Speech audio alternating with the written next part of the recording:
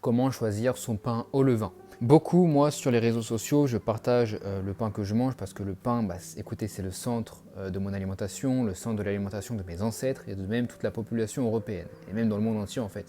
Beaucoup de gens ont toujours cultivé du pain. Le pain, c'est très important. Et aujourd'hui, on parle beaucoup de pain au levain, de pain au levain à une certaine farine, etc. Et en fait, beaucoup de gens ne savent pas vraiment ce que ça veut dire. Et moi, c'est ce qui se passait. Au début, quand je disais à ma mère d'aller m'acheter mon pain, je disais il faut du pain au levain, mais je ne savais pas vraiment ce que c'était le levain. À la base, moi, je croyais que le levain c'était une farine ou je ne sais quoi, mais je ne savais pas vraiment ce que ça voulait dire. Et en fait, je me suis renseigné et depuis, j'ai pu trouver le meilleur pain possible que moi je peux trouver jusqu'ici. Donc, comment choisir son pain purement ancestral pour rester en santé, pour être ultra digeste, etc. Ce pain, moi, j'en ai un juste ici. Donc j'en avais acheté 4 de 500 grammes pour 2 semaines, mais en fait après une semaine, je les ai déjà finis. Il me reste juste ça. Ok, ça c'est mon pain. Ça c'est un pain 100% levain, petit épeautre, etc. Comment choisir son pain?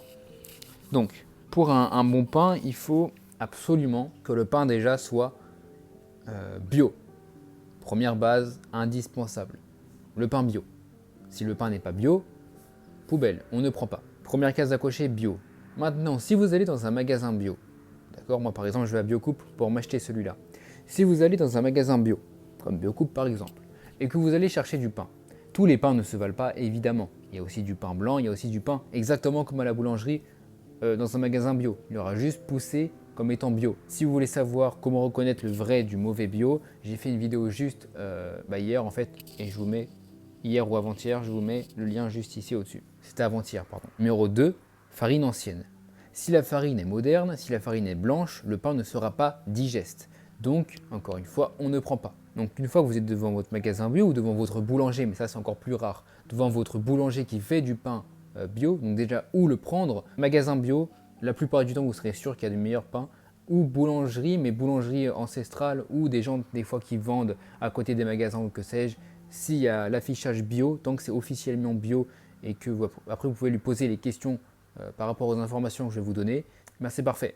Mais il faut avoir la bonne source déjà. C'est quoi une farine ancienne? Moi par exemple c'est le petit épeautre. Je sais qu'il y en a plusieurs d'autres, qu'il y en a plusieurs autres. Je ne me suis pas renseigné énormément en fait sur le nom des autres, mais je sais qu'il y en a deux, trois autres principales. En tout cas le petit épeautre c'est l'une des meilleures qu'on peut trouver. Et l'une des plus connues également. Donc vous êtes sûr que ce ne sera pas trop rare d'en trouver. Également la farine ancienne mais intégrale. Pas une farine semi-complète, pas une farine totalement dénuée de tout nutriment. Non, il faut que la farine soit intégrale. Donc quand vous êtes au magasin ou devant votre boulanger, vous devez lui demander est-ce que la farine, elle est intégrale. Et c'est important que je précise au niveau des boulangers. C'est pas parce que vous allez dans une boulangerie que votre pain il est bon. D'accord? Il faut savoir que 99% du pain en France, même 99,9% du pain en France, il est toxique, il est mauvais, c'est du poison et on le sait depuis déjà plus de 200 ans. C'est pour ça que je vous donne des critères aussi précis parce que sinon le pain n'est pas digeste. Dire pain tout court, ça ne veut rien dire. Il faut du bon pain et c'est très précis. Donc, comme je disais, il faut du pain farine ancienne, intégrale et bio. Ensuite, au levain, 100% levain. On demande bien est-ce que votre pain est 100% levain. Si le pain n'est pas 100% levain, vous ne le prenez pas. Parce que justement, lorsque j'avais demandé à ma mère d'aller m'acheter du pain, elle me disait oui, mais tout le monde me dit que c'est au levain. Sauf que moi, quand elle me ramenait le pain, je disais non, c'est pas ça, etc. Enfin, je ne le connaissais pas encore beaucoup, mais après, je m'étais rendu compte que c'était pas vraiment du pain au levain. Donc, j'ai recherché où était l'arnaque et en fait, j'ai compris que tout le monde vend du pain au levain, dit pain au levain. Mais en fait, c'est pas 100% levain. Ils mettent de la levure et du levain. Sauf que la levure boulangère, la levure chimique, fait beaucoup baisser l'impact du levain. Donc le levain, c'est quoi? Le levain, c'est tout simplement, ok, c'est pas une farine, c'est pas quelque chose d'extérieur qu'on met en plus dans le pain, enfin, en soi si, mais c'est juste de la farine et de l'eau qu'on a fait fermenter. C'est juste ça, c'est tout. Farine, eau, on fait fermenter, ça fait du levain. Ce levain devient vivant, il y a des bactéries, etc. à l'intérieur, qui fait que lorsque vous allez le mélanger à votre préparation de pain, donc vous prenez du pain et de la farine et de l'eau, vous faites votre mélange, vous faites votre pâte à pain. Quand vous mélangez ce levain à votre pâte à pain, vous mélangez bien, et bien si vous attendez, ça va déjà digérer entre guillemets tout ce qui ne sera pas digeste dans le pain, ça va prédigérer à votre place entre guillemets, et ça va permettre de faire lever le pain, tout simplement. Donc 100% levain, c'est super important, indispensable. Si ce n'est pas 100% levain, vous ne prenez pas. Donc farine ancienne, intégrale, bio, 100% levain. Déjà là, vous avez tout ce qu'il faut, tout simplement. Et les ingrédients, ça doit juste être farine, eau, sel, rien de plus, et pas sel raffiné au mieux. Ça doit être les seuls ingrédients qu'il doit y avoir. Donc choisir son pain, en réalité, c'est complexe et simple en même temps. Quand on ne connaît rien, c'est très dur. Quand on s'y connaît, eh bien on arrive tout de suite à trouver les filtres à prendre. Mais malheureusement, la plupart d'entre vous, quand vous allez aller à votre magasin bio, vous allez leur demander ça, et ça va cocher toutes les cases, mais votre pain ne sera pas si digeste, si bon que ça, il va vite sécher, il ne va pas être aussi incroyable que celui que je suis en train de manger tous les jours. Et oui, parce que tout le monde n'a pas la chance d'avoir du vrai bon pain.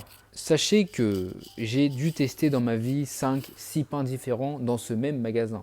Enfin non, je suis aussi allé dans d'autres biocoupes, mais j'ai dû tester 5, 6, voire 7 pains maximum. Petit épeautre au levain, intégral. Tous étaient totalement différents. Tous séchaient plus ou moins vite, tous avaient une couleur plus ou moins différente, étaient plus ou moins bons, plus ou moins digestes, et à chaque fois, aucun n'était aussi digeste que celui que j'ai actuellement. Aucun. Aujourd'hui, celui qui est le plus digeste, du coup, c'est mon pain 100% levain intégral, donc qui est une farine ancienne, ok. Farine ancienne et dure, j'ai oublié de préciser ça, une farine ancienne dure, intégrale, donc au petit épeautre, 100% levain, bio, moulé, et bien en fait, ils n'étaient pas tous aussi bons. Pourquoi?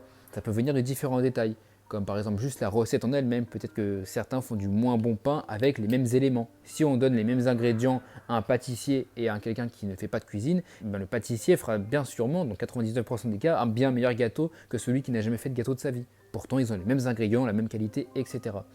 Il y a aussi la fermentation. Il faut aussi demander ce détail très important, qui n'est pas un détail. Combien de temps est-ce que le pain a été fermenté? Moi, pour le coup, je n'ai vraiment jamais posé cette question, parce que déjà, Biocoupe, c'est des revendeurs. C'est entre guillemets des revendeurs, parce que je sais que ma mère, quand elle va faire ses courses dans un magasin qui est, en fait, où ils vendent du bio, et ben, en fait, ils ont les mêmes fournisseurs. Donc, est-ce qu'ils savent les temps de fermentation? Honnêtement, je ne pense pas. Mais je pense que le mien, c'est au moins 48 heures de fermentation, honnêtement. Et donc, l'idéal, normalement, ce serait d'avoir au moins 48 heures de fermentation. Comme ça, le levain fait bien ce rôle de prédigestion, entre guillemets, et au moins vous êtes sûr que ça va être le plus digeste possible. Quand il n'est pas assez fermenté, eh bien, ça fait beaucoup moins ce rôle-là. Donc, regardez tous ces éléments très importants, et là, vous pourrez choisir votre pain. Posez les questions, osez poser les questions. Ne vous dites pas, bon, allez, c'est pas grave, etc. Moi, je sais que j'ai pas posé toutes les questions, honnêtement, mais j'ai pu voir avec mon expérience. Si j'avais posé toutes les questions d'un coup, ça aurait été beaucoup plus rapide. Moi, j'ai vu avec mon expérience. J'ai tout testé. J'ai testé celui-là, celui-là, celui-là, moulé ou non moulé, intégral ou non, etc. J'ai pu tout tester en termes de pain au petit épeautre. Et je sais qu'aujourd'hui, celui que j'ai là, c'est le meilleur que j'ai pu tester de toute ma vie. Et honnêtement, je pense vraiment que c'est l'un des meilleurs qu'on peut avoir en France, de loin. Je n'ai aucun problème de digestion avec, ça fait des mois que j'en mange, je n'ai jamais eu aucun souci. C'est super nourrissant, c'est super rassasiant. Le morceau que je viens de vous montrer là, ça fait plus qu'un repas. Hein. Ça, c'est plus que mon repas de midi. Même le midi, j'ai un morceau qui est plus petit que ça normalement. Je prends ça avec des dattes, du beurre et du lait cru, ça me rassasie pour toute la journée. C'est tellement riche. Donc, essayez de trouver votre pain, testez. Ne restez pas dans le déni en vous disant tiens, c'est du pain en petite épeautre, c'est bon. Non, il faut bien prendre en compte tous les détails que je vous ai dit dans cette vidéo, c'est crucial. Je répète encore une fois, ce que vous devez demander ou ce que vous devez lire ou vous renseigner ou quoi que ce soit pour prendre vos pains. Votre pain bio. S'il n'y a pas l'étiquette bio, vous ne prenez pas. Numéro 1, bio. Numéro 2, une farine ancienne et dure. Le petit épeautre en est un parfait exemple. Il y en a d'autres aussi. Faites vos recherches si vous voulez. D'autres, par exemple, il y a la farine de seigle, si je ne me trompe pas. Ou alors, c'est pas la farine de seigle. Et si c'est pas la farine de seigle, je me corrigerai dans les sous-titres. Mais bon, renseignez-vous pour avoir plus de détails. Farine ancienne et dure. Numéro 3, très important, 100% levain. Numéro 4, les ingrédients, du sel, de la farine et de l'eau. Point final. Et numéro 5, la fermentation. Ça doit être absolument une fermentation qui est assez longue pour que ce soit le plus digeste possible. Très souvent, comme je viens de vous dire juste avant, les revendeurs ne savent pas. Donc testez qu'est-ce qui est le plus digeste et prenez toujours le pain le plus digeste. On va rajouter ça dans le point numéro 2. Quand je dis farine ancienne et dure, aussi intégrale. Parce que la mouture doit être faite à la meule de pierre, comme c'était fait comme nos ancêtres le faisaient, pour avoir tout simplement les nutriments complets de ce blé ou de cette graine. L'épeautre n'est pas du blé. Par exemple ici de l'épeautre, eh bien, on va garder tous les nutriments parce qu'elle est intégrale. Dans la farine moderne, on va garder que l'intérieur de la graine, du grain. On va garder que le blanc, ce qui va faire qu'elle va être raffinée. Donc, tout simplement, le pain va être apporté avec aucun nutriment, aucun minéraux, aucune vitamine, rien d'intéressant dans le pain. Ce sera juste quelque chose qui va prendre plus qu'il vous donne. Mais ne vous complexifiez pas trop la tâche à essayer de tout comprendre. Vous n'avez pas besoin de tout comprendre au début, ne vous en faites pas. Tout ce que vous avez à faire, c'est respecter les 5 points que je vous ai donnés. Bio, farine ancienne dure, intégrale, 100% levain, ingrédients eau, farine et sel. Et numéro 5, la fermentation. Mettez le plus important sur ces 5 points. Testez, le plus important, testez. Même si ces 5 points sont respectés, ça ne veut pas dire que c'est le meilleur pain. Testez. Si vous ne sentez pas bien avec la digestion, c'est que soit le pain n'a pas respecté ce qui était dit dans les 5, soit vous pouvez trouver encore meilleur. Ne vous fermez pas à d'autres possibilités. Testez, testez, testez et trouvez le meilleur, tout simplement. Je n'ai pas fait durer cette vidéo trop longtemps non plus et j'ai pas tout le vocabulaire, tous les meilleurs mots possibles pour expliquer parce que je ne suis pas un spécialiste, mais je vous redirige sur l'interview de Adriano Farano et Mao Brut, en tout cas sur les vidéos d'Adriano Farano qui fait le meilleur pain de France, on peut dire ça comme ça.